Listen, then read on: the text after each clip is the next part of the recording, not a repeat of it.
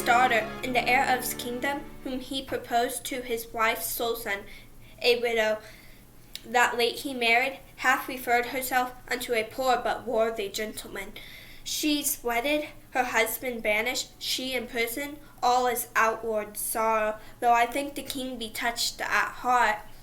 But what's his name and birth? I cannot delve him to the root.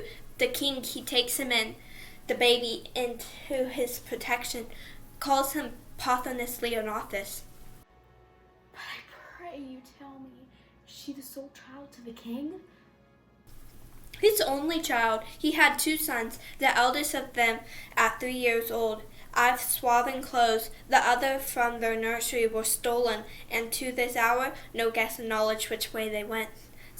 How long was this ago? Some 20 years. That the king's children should be so conveyed. Here come the gentlemen. No, be assured you shall not find me, daughter, after the slander of most stepmothers evil out unto you. As for you, Posthumus, so soon as I can win the offended king, I will be known your advocate.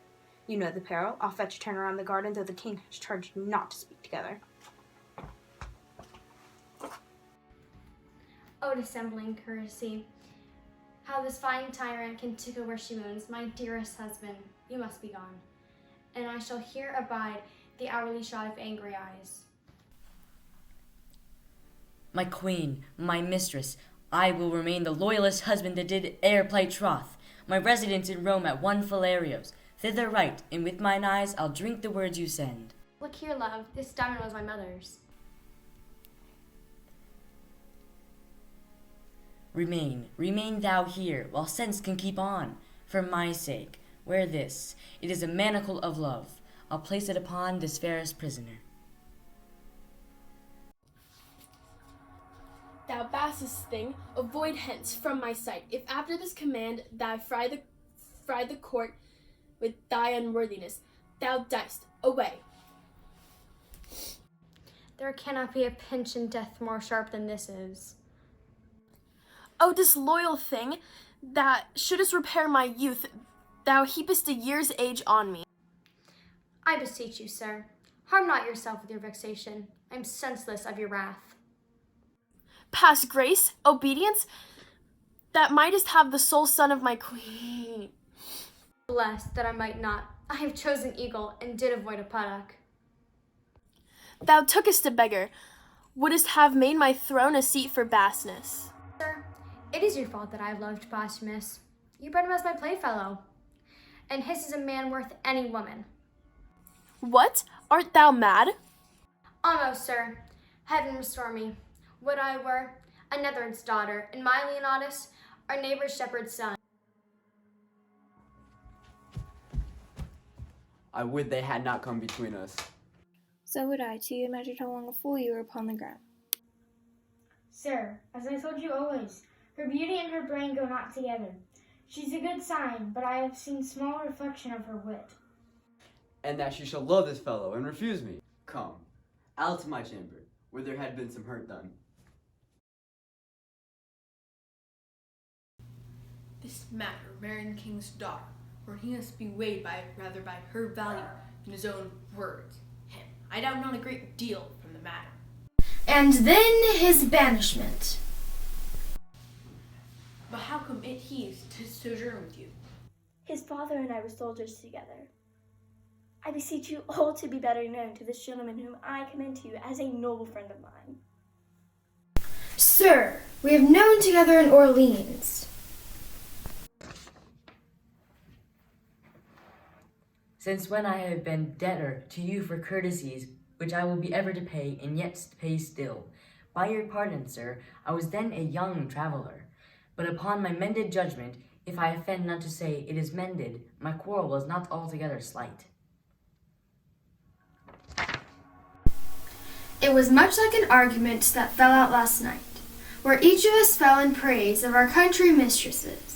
This gentleman at the time vouching his to be more fair, virtuous, wise, chaste, constant, qualified, and less attemptable than any of the rarest ladies in France.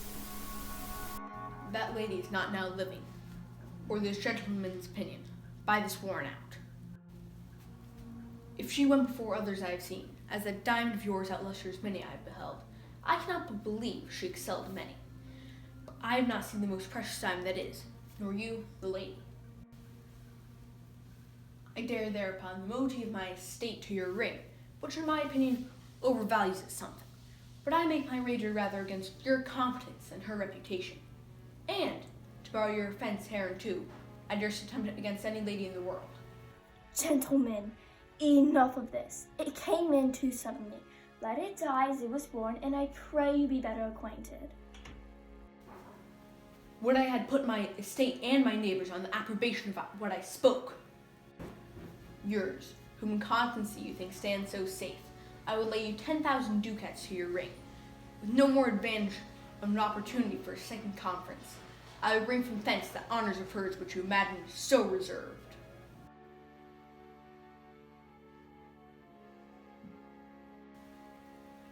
Your hand a covenant. We shall have these things set down by lawful counsel, and straightway for Britain, lest the bargain should catch cold and starve. Oh, Master Doctor, have you brought those drugs?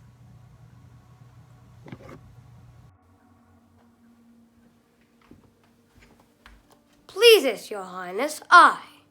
Here they are, madam.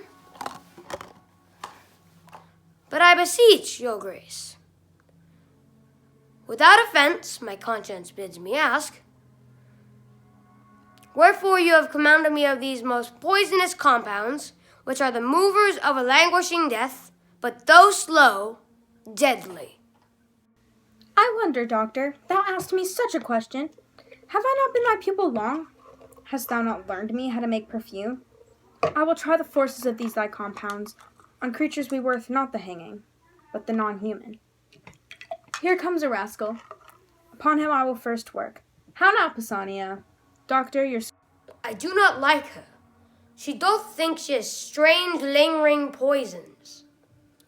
I do know her spirits, and would not trust one of her malice with a drug of such damned nature.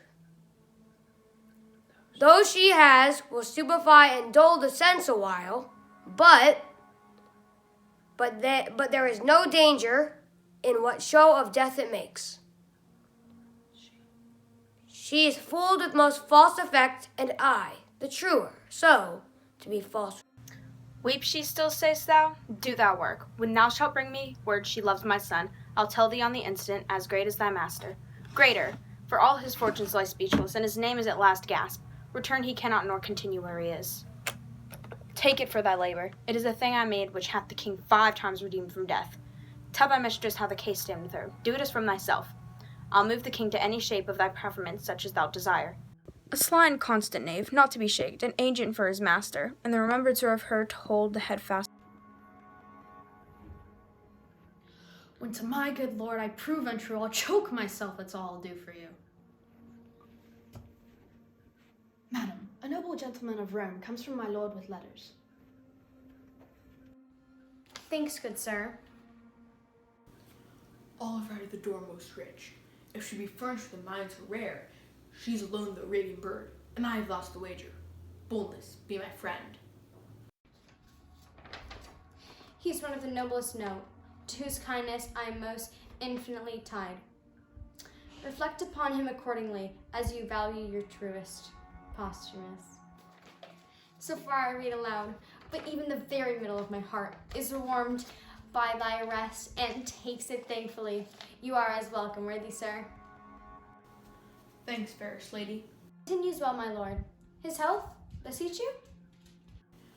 Well, madam, none a stranger there. He is so merry and so gamesome. He is called the Briton Reveller. When he was here, he did incline to sadness, and oftentimes not knowing why. I never saw him sad. There is a Frenchman, his companion, that much loves the gallant girl at home. He furnishes the thick signs from him, while as the jolly Briton, your lord, I mean, laughs from free lungs, and hear him mock the Frenchman. But heaven knows, such men are much to blame. Not he, I hope. Not he, and yet heaven's bounty towards him might be used more thankfully, and himself 'tis much, and you, which I count his, beyond all talents, whilst I am bound to wonder, I am bound to pity too. Why do you pity me? The others do. I was about to say enjoyer. But it is an office of the gods to venge it, not mine to speak on it. And himself. O dear soul, your cause doth strike my heart with pity, and that doth make me sick. Be your revenge, or she that bore you was no queen, and you recoil from your great stock. Let me my service tender on your lips. Away! Thou condemn mine ears that have so long attended thee. If thou wert honorable, thou wouldst told this tale for virtue. Not for such an end thou seek'st, as base is strange.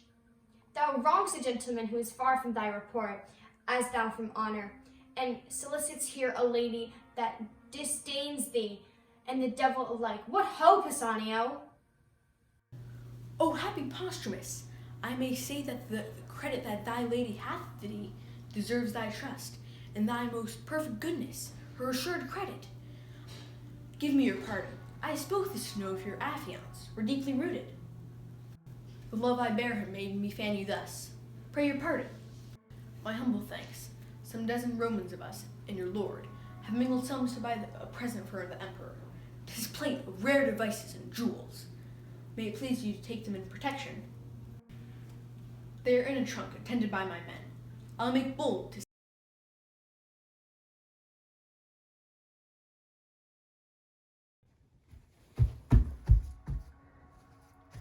Was there ever a man had such luck? When I kissed a jack upon an upcast to be hid away, they dare fight with me, because of the queen, my mother. Did you hear of a stranger that's coming to court tonight? There is an Italian come, and 'tis thought one of Posthumus's friends. A banished rascal, he's another whatsoever be. Come, I'll go see this Italian. What I have lost today at bowls, I'll win tonight of him. Come, go. What hour is it? Almost midnight, madam. I have read 3 hours then. My eyes are weak. Fold down the leaf where I must have left. To bed. my design, to note the chamber. I will write all down. Such and such pictures, there the window, such the adornment of her bed. Ah, but some natural notes about her body will testify to enrich my inventory. On her neck, a mole. Here's a voucher stronger than law can make. This will force him to think that I've picked the lock and taken her honor. I have enough. To the trunk again, and shut the spring of it. But not every man patient after the noble temper of your lordship. You're most hot and furious when you will. If I can get this foolish Imogen, I should have gold enough. Here comes the king. Good morrow to your majesty, and to my gracious mother. Attend you here the door of our stern daughter? The exile of her minion is too new. She hath not yet forget him. Some more time must wear the print of her remembrance on. And then she's yours. You are most bound to the king, who lets go by no vantages that may prefer you to his daughter. So like you, sir, ambassadors from Rome, the one is Callus Lucas. A worthy fellow. I'll bet he comes on angry purposes now. Our dear son, when you have given good morning to your mistress, attend the queen and us. If she be up, I'll speak with her. If not, let her lie still and dream. By her leave, I know who women are about her. What if I do lie in one of their hands? 'Tis gold which buys the maintenance. Who's there that knocks? A gentleman. No more? Yes, and a gentlewoman's son. That's more. That some whose tailors are as dear as yours can justly boast of. What's your lordship's pleasure? Your lady's person. Is she ready? Aye, to keep her chamber. There is gold for you. Sell me your good report. How? My good name? Or to report of you what I think is good? The princess! Good morrow, fair sister. Still, I swear, I love you. If you but said so, 'twere as deep with me. If you swear still, your recompense is still that I regard it not. This is no answer. But that you shall not say. I yield being silent. I would not speak. I pray you spare them. To leave you in your madness, to wear my sin, I will not. Fools are not mad folks. Do you call me fool? As I am mad. I do if you'll be patient. I'll be no more mad. Learn from now all, that I, which know my heart, and do here pronounce by the very truth of it, I care not for you, and am so near the lack of charity to excuse myself, I hate you, and I had rather you felt that than maked my boast. You sing against obedience, which you owe your father, for the contract you pretended with the base wrench. He can never be more mischance than to become named of thee. His meanest garment that hath ever clipped his body is dearer, in my respect, than all the hairs above thee. Were they all made such men? How now, Pisanio? His garment? Now the devil. I'm spirited with a fool. Frightened and angered worse. Go bide my women, search for thy jewel that too cautiously left mine arm.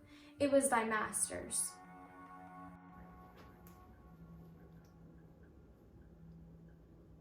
It will not be lost. You have abused me. His meanest garment? I will inform your father. Your mother too. She was my good lady, and will conceive soon, I hope. But the worst of me, so I leave you, sir, to the worst of discontent. I'll be revenged. His meanest garment. Well. Caius Lucius will do his commissions thoroughly. I do believe, state as though I am none, nor like to be, that this will prove a war. I hope the briefness of your answer made the speediness of your return. Here are some letters to you. I now profess myself the winner of your honor. Together with your ring, if you can be pale, I beg but to leave to air this jewel. See?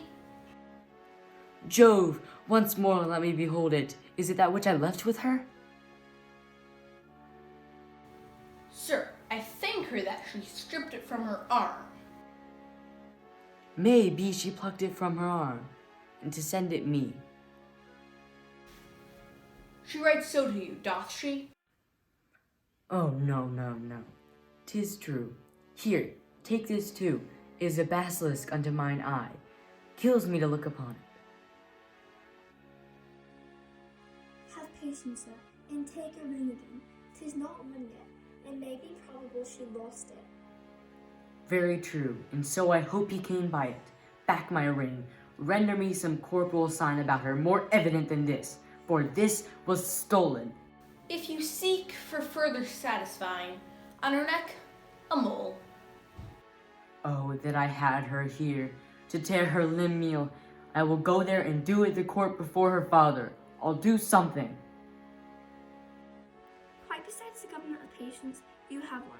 Let's follow him and perfect the presence wrath he hath against himself.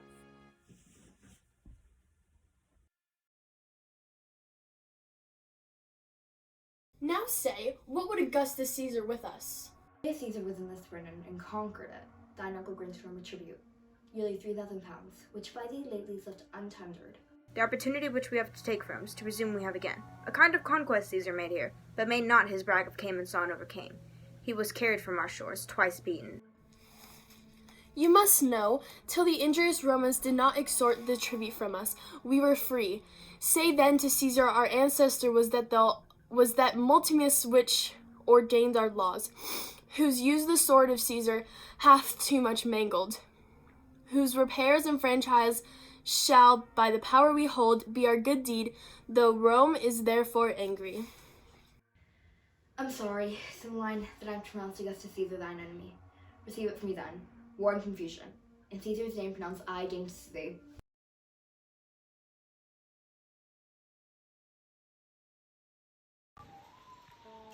How, of adultery, Wherefore write you not? What monsters her accuse? Posthumus, what strange infection has fallen into thy ear? Disloyal? No, she's punished for her truth and undergoes, more goddess-like than wife-like, such assaults as would take in some virtue. How, that I should murder her? Upon the love and truth and vows which I have made to thy command? Madam, here is a letter from my lord.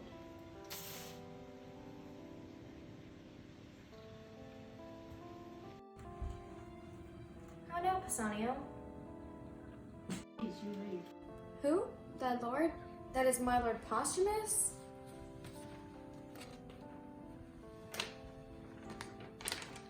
Justice, in your father's wrath, should he take me in his dominion, could not be so cruel to me as you. Oh, the dearest of creatures would even renew with me with your eyes. Take notice that I am in Cambria at Milford Haven. What your own love will out of this advise you, follow. So he wishes you all happiness that remains loyal to his vow in your increasing love. Oh, a horse with wings.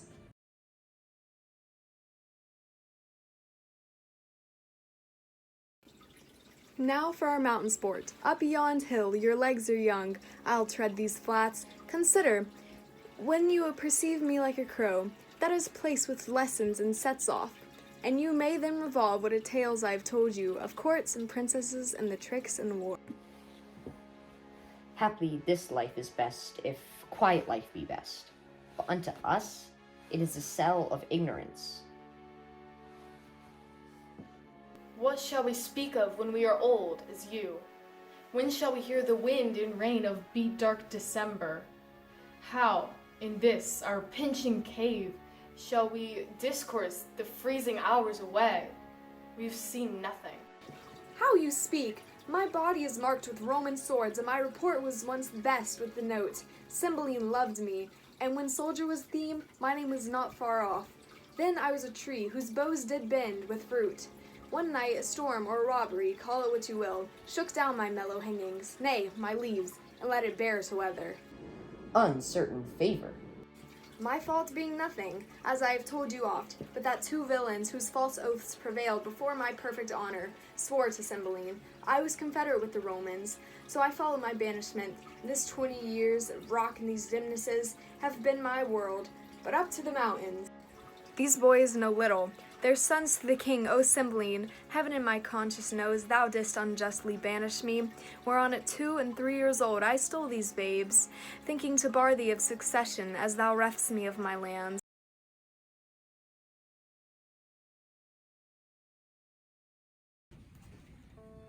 Thou toldst me this place was near at hand. Pisanio, where's Posthumus? What is in thy mind that makes thee stare thus? Please, you read.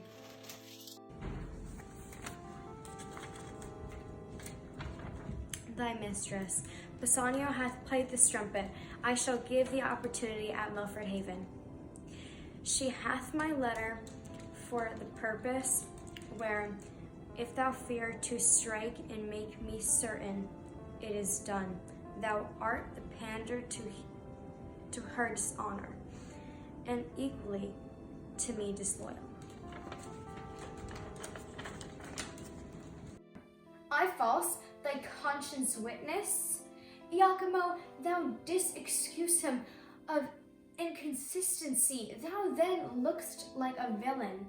Now methinks thy favor's good enough, that some jay of Italy hath betrayed him. Good madam, hear me. Come, fellow, be thou honest. Do thy master's bidding. I'll draw the sword myself. Do his bidding. Strike. Hence vile instrument. Where then didst undertake it? Why hast thou abused so many miles with the pretense? I thought you would not back again. No. Most like bringing me here to kill me. No, on my life, I'll give but notice you are dead, and send him some bloody sign of it, for 'tis commanded I should do so. Why, good fellow, what shall I do the while? Where abide, how live? The ambassador Lucius the Roman comes to Milford Haven tomorrow. You must forget to be a woman. Change command into obediences. First, make yourself but like one. For thinking this, I have already fit. 'Tis in my cloak bag. Doublet, hose, hat, all that answer to them. Would you in their serving, before noble Lucius, present yourself, desire his service? Thou art all the comfort. The gods will die with me. Prithee away.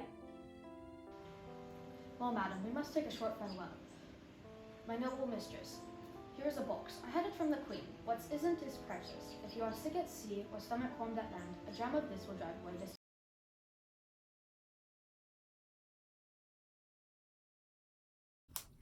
Thus far, and so farewell. Thanks, Roll, sir. My emperor hath wrote I must from hence. Our expectation that it would be thus hath made us forward. But, my gentle queen, where is our daughter? She hath not appeared before the Roman. Call her before us. We have been too slight in sufferance. Since the exile of Posthumus, most retired hath her life been. The care whereof, my lord, 'tis time must do. Where is she, sir? How can I contempt her to be answered? Please, sir, her chambers are all locked and there's no answer given louder than the noise we make. Her doors locked, not seen of late? Grant heavens, this is that which I fear proven false. That man of hers, Bassanio, I have not seen these 2 days. Go look after. Bassanio, he hath the drug of mine. I pray his absence by swallowing that. But for her, where is she gone? Gone she is by death or dishonor, and my end can make good use of either.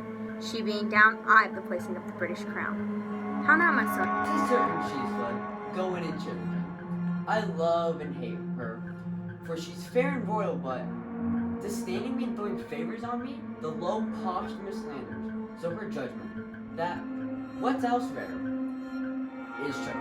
And at that point, I will conclude to hate her, nay indeed, to be revenged upon her. Villain, where is thy lady? Close, villain, I'll have the secret from thy heart, or rip thy heart to find it. Is she with Posthumus? So, this paper is the history of my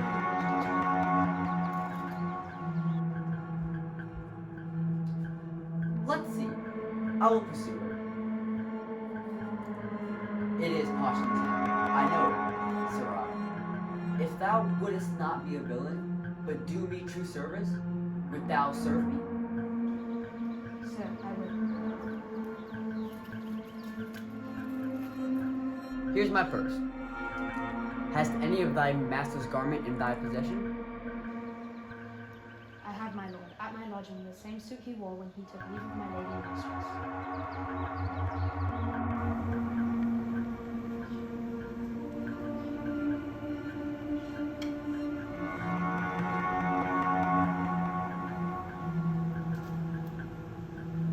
Scarce be there yet. Bring this apparel to my chamber. This is the second thing that I have commanded thee. The third is thou wilt be a volunteer mute to my design. My revenge is now at Milford. Would I have wings to follow it? Come and be true. Thou bidst me to my loss, for truth to thee, where to be false which I will never be. For him that is most true, to Milford go, and find not her whom thou pursuest. You, Polydore, have proved the best woodman and our master of the feast. Cadwal and I will play cook and servant. Come, our stomachs will make what's homely savor. I am weak with toil, but I'm strong in appetite. There is cold meat in the cave. We'll browse on that, whilst what we have killed we cook. Stay, not come in, but that he eats our victuals. I should think here a fairy. Good masters, harm not me. Before I entered, I called and thought to have begged or bought what I took. What's your name? Fidel, sir, I have a kinsman who is bound for Italy. He embarked at Milford. Prithee, fair youth, think us no churls nor measure of our good minds by this rude place we live in. You shall have better ere you depart.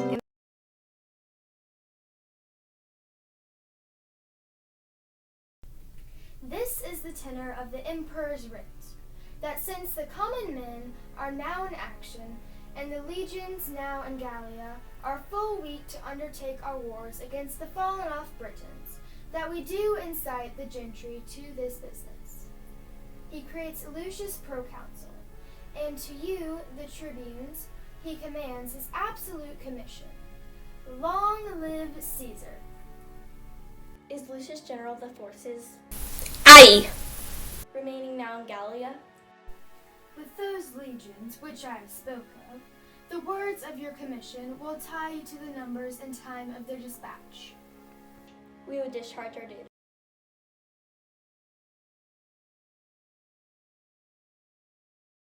Go ahead.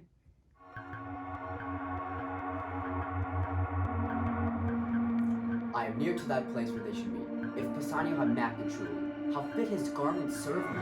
Posthumous thy head, which is now growing upon thy shoulders, shall within this hour be off. Thy mistress enforced, the garments cut to pieces before thy face, and all this done, spurn her home to her father, outsword and sore her purpose. You are not well. Remain in the cave. We'll come to you after hunting. I'm ill, but your being by me cannot amend me. Pray you trust me here. I wish you sport. These are kind creatures. I am sick still, heartsick, Pisanio. I'll now taste of thy drug.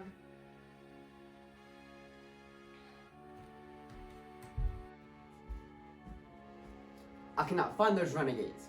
The villain hath mocked me. I am fain. Means he not us? I partially know him. 'Tis Cloten, the son of the queen. I fear some ambush. We are held as outlaws. Hence! He is but one. You and my brother search what companies are near. Soft, what are you, that fly me thus? Thou art a robber, a lawbreaker, a villain, yield thee thief. To who? To thee? What art thou? Have not I an arm as big as thine? Cloten, thou villain. Cloten, thou double villain, be thy name. I cannot tremble at it. Were it toad, or adder, or spider, 'twould move me sooner. Die to death, when I've slain thee with my proper hand. I'll follow those that even now fled hence. No companies abroad? None in the world. You did mistake him, sure. This Cloten was a fool, an empty purse. What hast thou done? I have taken his head from him. I'll throw it into the creek behind a rock, and let it out to sea. And I'll tell the fishes that he's the queen's son, Cloten. I fear 'twill be revenged. Would Polydore thou hast not done it. We'll hunt no more today. Yet is strange what Cloten's being here to us pretends, or what his death will bring. Where's my brother? I have sent Cloten's clotpole down the stream, in embassy to his mother. His body's hostage for his return. The bird is dead that we've laid so much on. Thou blessed thing, Jove knows what man thou mightst have made. How you found him? Stark as you see. Thus smiling as if a fly had tickled slumber. Say, where shall we? Great griefs, I see medicines the less, for Cloten is quite forgot. He was a queen's son, boys. Our foe is princely, and though you took his life as for being our foe, yet bury him as a prince.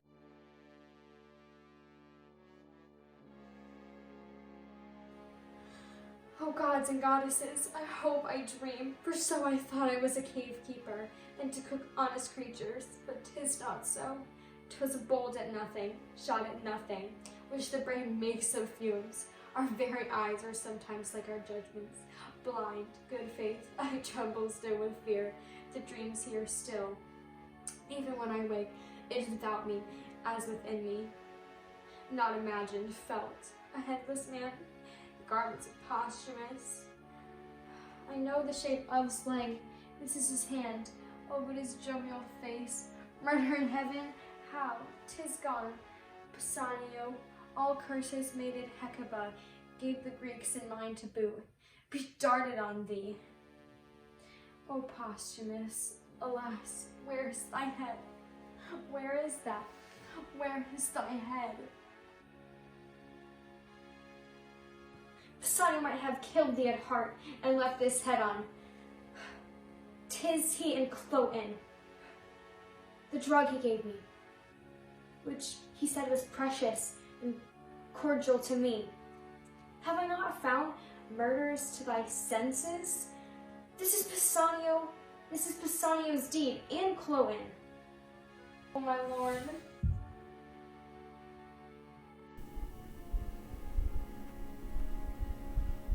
To them, the legions, Garsonid and Gallia, after your will crossed the sea, attending you here at Milford Haven with your ships. But what from Rome? The Senate hath stirred up the confiners, and gentlemen of Italy, they come under the conduct of the bold Icaman.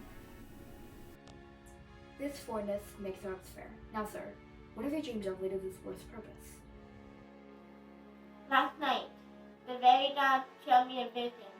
I saw chilled birds wing from twenty south to just past the west. They are vanished in the sunbeam, which portends the south to be Roman home. Dream often so, and never falls. Soft, ho. What trunk is here? How a page. Let's see the boy's face. He is alive, my lord. Wilt take thy chance with me? Yes, sir, to Milford Haven, which is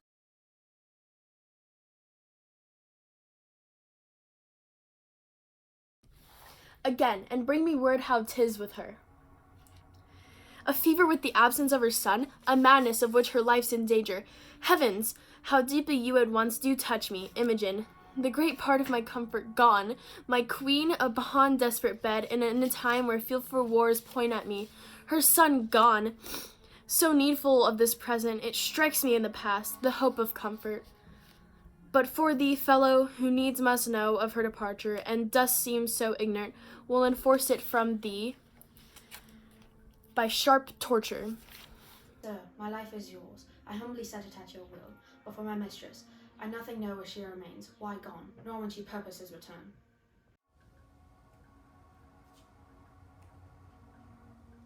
Good my liege, the day she was missing, he was here. As for Colton, there is no distressing in seeking him, and he will be found. The time is troublesome. We fear not what can from Italy annoy us, but we grieve at chances here. Away. I heard no letter from my master since I wrote him Imogen was slain. 'Tis strange, nor hear I from my mistress, when she promised to yield me often tidings. Neither know I what is betid to Cloten, but remain perplexed in all. Sons, we're hired to the mountains. There secure us. By this sun that shines, all thither. Have with you, boys. In your country wars you chance to die, that is my bed too, lads, and there I'll die.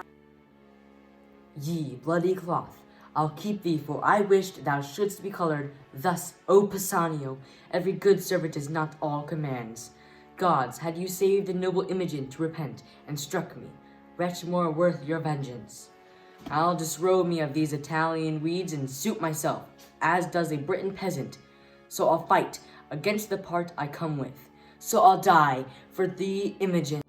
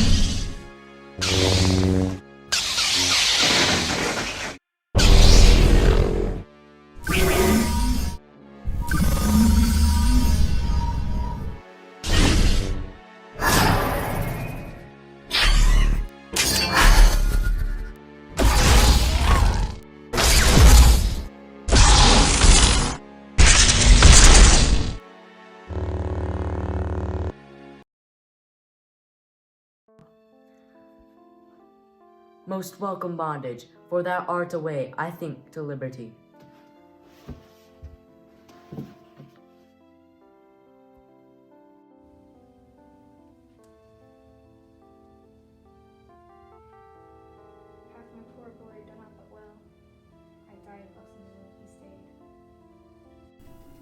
Luciana let me not her aid, but took me in my throes. That from me Posthumus was ripped. When once he was mature of a man, in Britain where was he, that could stand up his parole? With marriage wherefore he was mocked, to be exiled and cast from her, his dearest one, sweet Imogen. For this from similar seats we came, our parents and us twain. Since Jupiter, our son is good, take off his miseries. Peep through thy marble mansion, help, or we poor ghosts will cry, shining synod of the rest against thy deity. No more, you petty spirits of region low, offend our hearing. Be content. Your low-laid son, our Godhead will uplift. His comforts thrive, his trials well are spent. He shall be Lord of Lady Imogen, and happier much by his affliction made. This tablet lay upon his breast, wherein our pleasure his full fortune doth confine.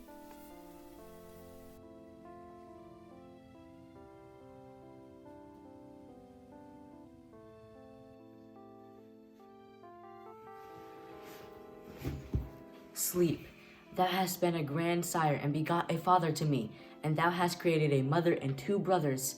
A book, O rare one.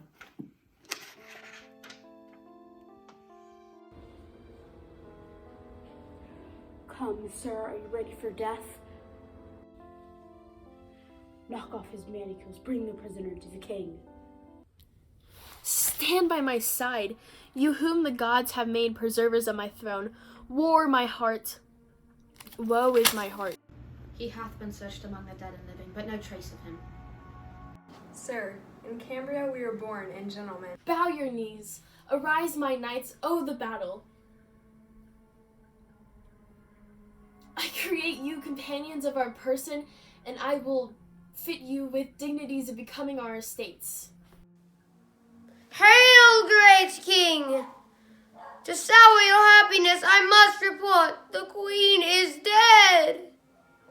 With horror, madly dying, like her life. What she confessed, I will report. So please you. First, she confessed she never loved you. Your daughter, whom she bore in hand to love, she did confess was as a scorpion to her sight, whose life, but that her flight prevented it, had been ta'en off by poison. O most delicate fiend! More, sir, and worse. She did confess that had for you a mortal mineral, which being took by the minute, feed on life. When she had fitted you with her craft to work her son at the adoption of the crown,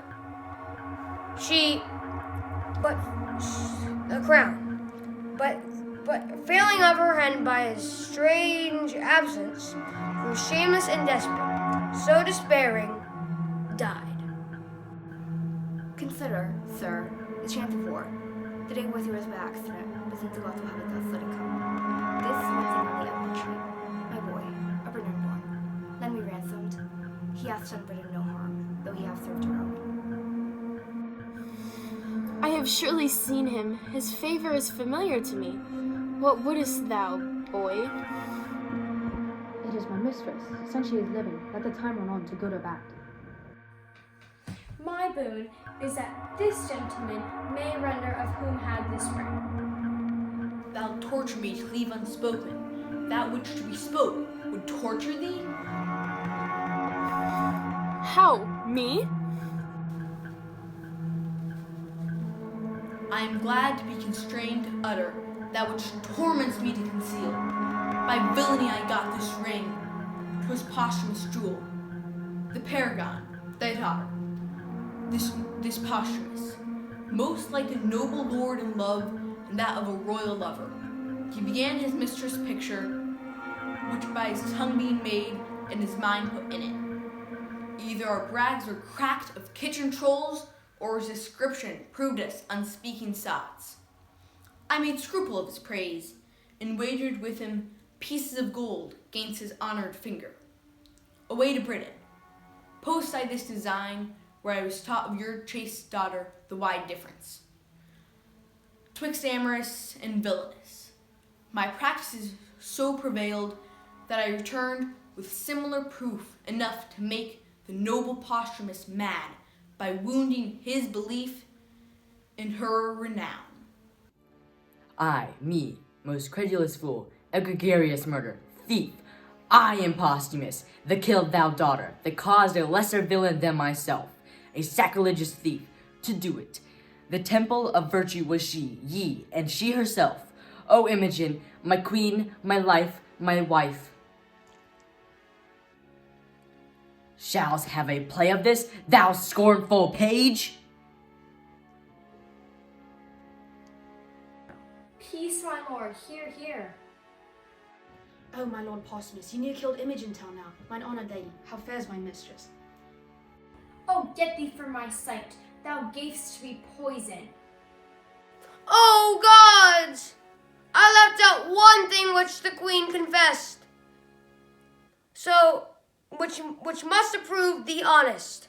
If Bassanio have, said she, given his mistress the confection I gave him for cordial, she is served as I would serve a rat.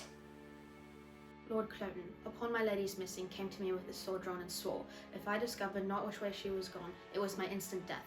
By accident, I had fain led her of my master's, then in my pocket, which directed him to seek her on the mountains near Milford, where, in a frenzy, in my master's garments, which enforced from me, away he post with unchaste purpose. What became of him I further know not.